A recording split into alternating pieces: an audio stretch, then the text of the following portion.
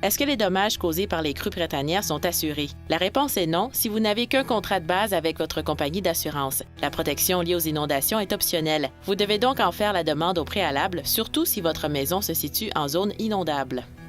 L'assureur va faire une évaluation du risque. C'est sûr que si on est dans une zone à très haut risque et que l'assureur peut nous offrir cet avenant-là, la prime pourrait être assez chère étant donné qu'elle est en fonction du risque. Pour obtenir une couverture maximale, prendre des photos ou des vidéos de ces pertes avant de retirer l'eau est crucial. L'assureur va nous couvrir pour les dommages qui ont été subis à la résidence par l'eau.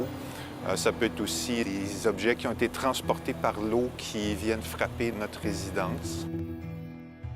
Les sinistrés non assurés ou dont la couverture au privé n'est pas suffisante peuvent faire une demande auprès du gouvernement provincial afin de bénéficier du programme d'indemnisation.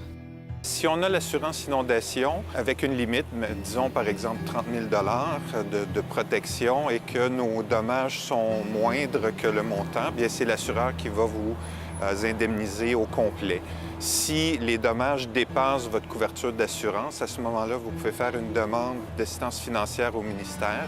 Qu'en est-il des voitures submergées? Si on a acheté une police tout risque ou risque spécifié, là, autrement dit, comme on dit, assuré des deux côtés, l'inondation est couverte. Les sinistrés qui attendent une remise à neuf de leur logement doivent s'armer de patience.